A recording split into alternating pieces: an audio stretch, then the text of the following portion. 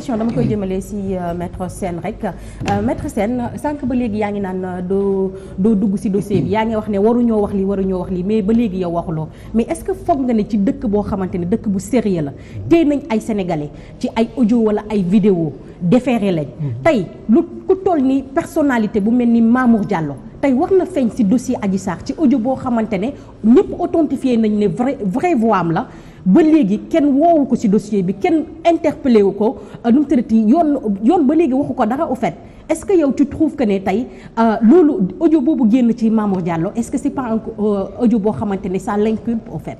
muy rappelé ci biir audio bi. contrat moral bi ko audio bi déglu nga ko xam nga ne déglu nga ko comme ñi ko Sénégalais yëpp déglu Sénégal du te démentiru ko ba léegi yow nga ne justice nga fi nekkal en tant que si justice bu respectable ci dëkk voilà dama lay wax rek du ci mos a wax loolu du ci mos a wax il faut qu'on revienne au sens de ce que c'est que la justice non tontu directement rek mais moom lay tontu xam nga tey bu fekkee justice dañoo bëgg rek lu ñu wax rek ñu ne loolu la dëgg la lu ñu wax non attends parce que da nga ma laaj audio bi su fekkee juge bi yore dossier bi tey am na ko càmbar ko ba jàpp ne moom war na cee joxe ay poursuites judiciaires il le fera mais du man maa koy wax je rectifie je le rectifie du juge bi yor dossier bi moo war a càmbar loolu le procureur moo war a autosaisir ubbi dossier bu bees ok lu leer la ubbi dossier bu bees parce qu'il l'a fait ma fàttali ne Ami Collé la chanteuse Ami Collé audio la doo vidéo ñu dégloonte rek non kaso la dem non dama ne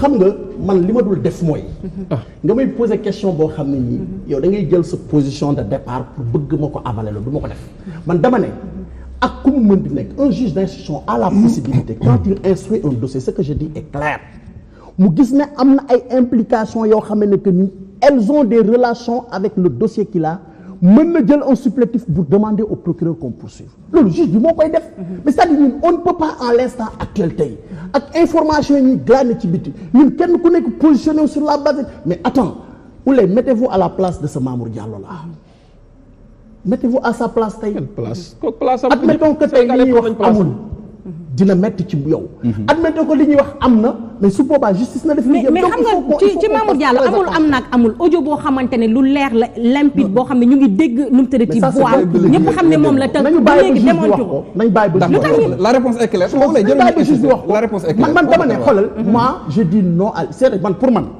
kenn ku nekk dans ce pays mais autre chose na nga répondre ci les actes que yi ngay poser. d'accord c'est bon. mais mieux ki dem ba ci biir enquête bi di filmer. foofu dinañ ñu porte plainte ba tey kenn convoqué. man foofu lay daanalee. mooy waxu audio bi. Pape rek la na sunu borom wàcce woon aaya pour seetal Aïcha. Aïcha mi ñu doon tuumaal soxna yonent bi dama defee ne noonu la yàlla feeñalee mbir pour seetal ma man ci audio yooyu fuité. parce que man maa taxaw devant tous les Sénégalais. ma ne Adji Raby Sarr fu ñu ko denc dafa tëb balcon mu daw. fàq na maa ko wax. c'était au mois de décembre. Tu n'as rien à voir avec le dossier. Mais je ne connais pas dans ce dossier-là. Moi, je ne connais pas dans le dossier. Mais quand yow nekk na Sénégal man xaw ma ko ci dossier bi.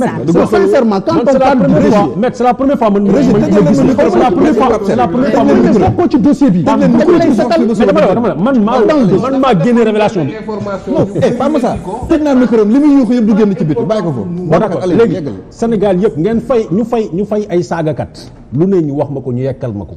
audio boobu dafa fuité dafa génn pour wax ne la Babacar waxoon am na donc foofu nag laa bëgg a yem ci loolu ci l'aspect audio mais damay dellu soit encore ci capitaine Touré. Oui. Parce que rapidement ñu bëri dañ naan c'est un déserteur c'est un faux c'est dafa joxe PV ak yooyu. Métal junj na léegi enquête interne boo xam ne gendarmerie génne na ko amul benn communiqué amul it conclusion benn wax ne capitaine Touré moo fuité loo comment on appelle. PV bi amul. Deuxièmement amul benn communiqué bi nga xam ne gendarmerie génne na ko pour mu sanctionner ko capitaine Touré la def dafa absenté wu de son travail pendant 4 jours loolu du désertion parce qu'il faut que mu defoon 6 jours pour que ñu considérer ko comme désertion. léegi li ci nekkoon mooy la sanction du ministre et la sanction du général ñu garder ko à 60 jours capitaine Touré dans toute cette affaire là lu ñu ko mën a incriminer xam nga mooy lan mooy dafa génn mu def déclaration pour wan la ni encore injustice ba am ci dossier bi. kii nga xam ne mooy le colonel Abdoul Aziz Ndaw bi mu génnee son livre sur la gendarmerie ñëpp a ngi koy fàttaliku dafa def li capitaine Touré def tey moom la colonel Abdoul Aziz Ndaw defoon. Abdoul Aziz Ndaw dañ ko dóor 60 jours d'arrêt de rigueur. bi mu paree dañ ko bàyyi mu gagné il a gardé sa retraite de gendarme. dama dégg ki nga xam ne nag mooy capitaine Touré. dañ ko radier tout bonnement sur déclaration sur décision et décret du président Macky Sall. pour wane na ni 2 poids 2 mesures injustice donc il fallait ma préciser la loolu léegi nag xam naa ni peut-être yow doo nekk ministre de la justice parce que wala boog boo nekkoon procureur sama classe gii duñu wax parce que maa ngi déglu depuis waaw mais la loi ne t'appartient pas maître force tu n'es pas la loi toi tu n'es pas la loi mais toi tu n'es pas la loi tu n'es pas la loi parce que la loi elle est li ngay def nii dafa yomb. mais li may def nii sama liggéey la. jarul xam-xam sax pour def ko. mais li ngay def nii. jarul jàng xam-xam pour def ko. c'est trop facile comme journaliste d'investigation. li ma enquête ma seet c'est trop facile. mais yow mënoo ça ne mérite même pas d'aller à une école de journalisme pour faire des. mais kenn weddoo ko kenn weddee ko ah. li muy def nii ku nekk mën ko. ça ne repose sur aucun fondement objectif. mais kenn weddoo ko. kenn ban weddi ku koy weddi lépp lu ma génne dan may am temps pour weddi ko mais lépp lu ma génne moo koy weddi. moom lu mu génne nit ñi après gis ko. oui mais parce que ça ne nous intéresse pas ñun on a un dossier judiciaire la ñu wax. d'accord léegi c'est le dossier judiciaire qui nous intéresse. vous avez un dossier judiciaire c'est un dossier de l'APR. xam nga non c'est un dossier judiciaire laa wax man je suis acteur de la justice. da nga ne on a un dossier mais judiciaire. je suis un acteur de la justice. ce dossier là ça oui mais ce dossier là ça m'intéresse parce que tey ce dossier même ma corporation il laisse des plumes. on est en train de torpiller des avocats neexuma. ce dossier a fait trop de mal de torpiller quel avocat mais des avocats laa wax ñun xam nañ ci suñu biir gis nañ li fi am mais je veux dire on est en train c'est-à-dire mais avocats yi ñoo koy jiñante seen biir. oui mais ça c'est c'est non moo tax ma ne la loolu bu xewee ci dossier bi ñun du lu ñu gënal kon dama la wax ne la man dossier bi acteur de la justice là ça m'intéresse. non moi ça c'est pas important. non parce que am na solo. non moi oui ma man mënu leen ma dugal. moi je suis un avocat bañ ma oui ma man avant ay dossier Adji Raby Sarr xaw ma benn cabinet d'avocat bu ma mas a nekk lu dul SP Sosek Diagne depuis 6 ans je n'exerce plus depuis 6 ans je n'exerce plus dans mon cabinet ce que je dis je l'assume. je n'exerce plus dans mon cabinet. D'accord. Et je vous dis non attention Pape. insinuer quelque chose su lu ngeen bëgg a wax leen ko man. je suis mais yow yaa insinué mais depuis le début léegi. non parce que li mu wax cabinet bu mu nekk man cabinet bi ma nekk. mais day laaj c'est avec beaucoup de fierté que je dis que je suis dans ce cabinet là parce que c'est l'un des cabinets les plus respectés de ce barreau. mooy cabinet kan la plus respecté l'un des cabinets les plus respectés de ce barreau. et je suis fier d'apprendre mais depuis 5 ans pratiquement 6 ans exactement mais dama ne li may wax nii. ça n'engage pas mon cabinet ça engage Maître Pape Sène en tant qu'acteur de la justice ça engage Maître Pape Sène en tant que koo xam ne que ni tey dañu ñëw invité ko ci émission muy wax xalaatam. d'accord c'est un engagement. waaw d'accord merci beaucoup maître. je l'assume personnellement du ma ko assumer kenn mais Pape dama bëggoon wax également ci dossier capitaine Touré. capitaine Touré oui waaw maa ngi ñëw mais observation fii rek. waaw ci dossier capitaine Touré bi parce que man personnellement dama ko xam parce que on a fait la faculté de droit ensemble.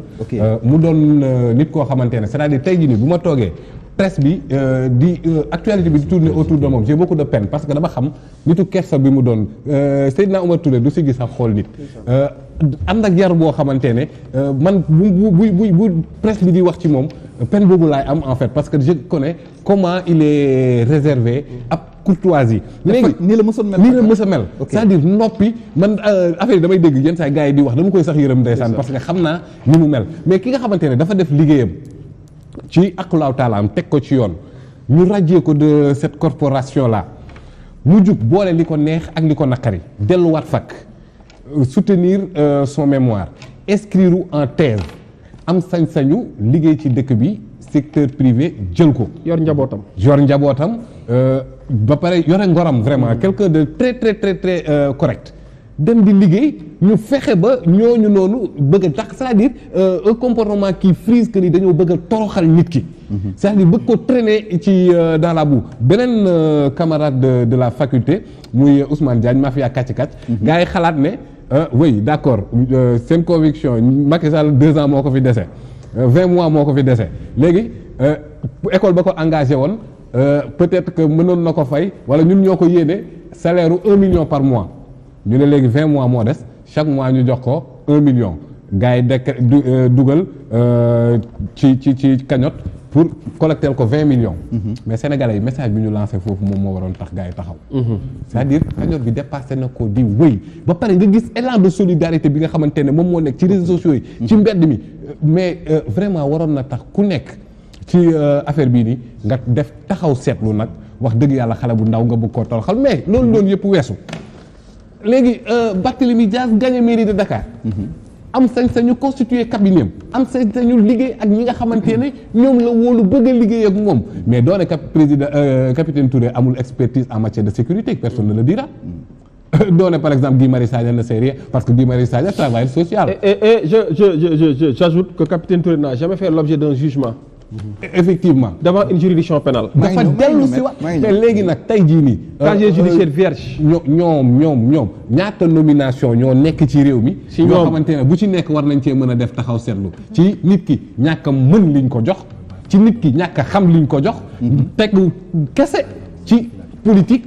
mais kii nga xamante ne mën ko jàng ko mais ànd ak yar ànd ak teggin di servir loyalement réew ñu ne ko du fi dale ah non. dama naan ñaata délinquant nañ ñoom capitaine Touré ñëpp nag dañ koo xam si dossier bi monsieur boo ma ko baalee capitaine Touré ñëpp dañ koo xam si dossier bi il paraît que ne moom c'est pas du moom kese mooy homme de tenue boo xamante ne dàq nañ ko si dossier Adji Sarr ki nga xamante ne mooy gendarme Massamba Mbaye Rijal mooy ki nga xamante ne moom lañ joxoon pour mu def filature bi dàq nañ ko defe naa Babacar un mois avant le.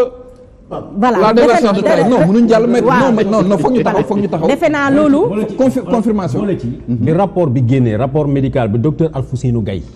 Alfousseynou Gaye koo xam ne surtout muqaddamu El Hadj Malick la.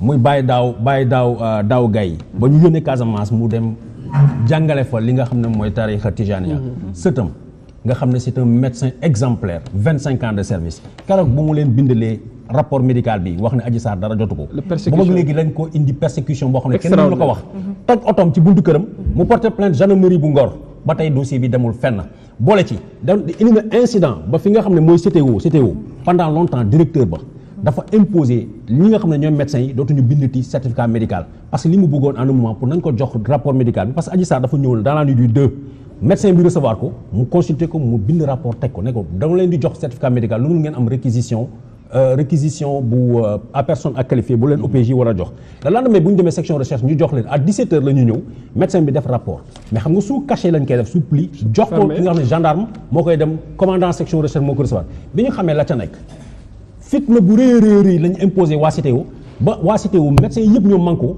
ñu ne bu fekkee ne Alfousseynou Gaye mi nga xam ne suñu kilifa la xam nañ ko ci sérieux kenn mosu koo xam ci tàppale ngeen ne kooku dootul joxeti certificat médical ñun ñii ñëpp dootuñu joxeti certificat médical ñu bañ tax na commissariat de police yi gendarmerie yi lépp loo xam ne réquisition la buñ ko yónnee fële nga xam ne mooy CTO daawuñu am certificat médical mu bloqué toute la justice mais vous pensez que mën na nekk une affaire civile Adji Sarr mu tekkiwul dara moom kenn jógee fële ca waa maa ko wax affaire privée moom kenn mën na dàqalu ñaari gendarme créer lu causer lu la mort de 14 s'il vous plaît man je suis mais ñaata journaliste en mission commandée may leen ma ko temps bi dem ko temps bi jàpp presque may ko mu daane xam nga li ngay wax non moi je vous écoute plus dans l'affaire Adji Sarr c'est votre droit jox leen ko coton mu fàtt na ko c'est votre droit mën nga wax nag ma lay xool c'est votre droit pour simple Adji Sarr chaque jour am nañu ay plainte pour viol fii ci Sénégal ñu classé ko benn xale bu jigéen ma rappelé ko ñi nga xam ne ñu ngi may déglu parce que yow doo ma déglu bu tudd Lissa Tine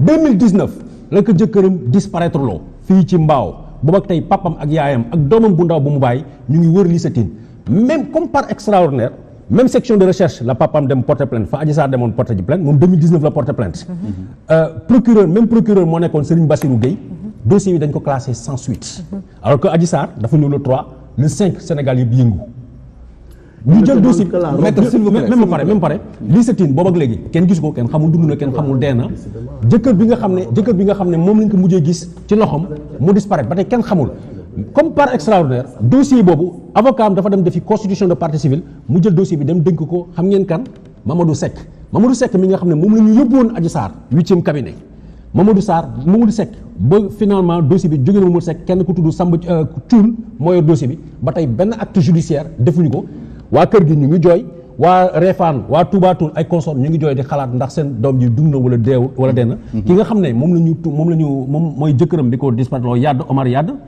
Modou Yade du moins ba tey kenn musu ko inquiété kenn musu ko def dara léegi nag su ngeen may bëggee gëmloo nii kee disparaître Réfane te ki ko disparaître loo nekk fi Sénégal kooku citoyen sénégalais la wala du citoyen sénégalais mais Adji Sarr pour la simple personne Adji Sarr parce que ça arrange des gens parce que j'avais dit et je l'ai toujours maintenu au tout départ de cette affaire-là Macky Sall n'était pas et l'appareil d'État n'était pas dans cette affaire mais plus tard l'appareil d'État a récupéré ba tey ñoom ñuy jiite yëf yi loolu sama conviction bu ngeen may daggati bu ngeen may daggati da ngeen ma daggati bu ngeen may tëj kaso da ngeen may tëj kaso mais sama conviction la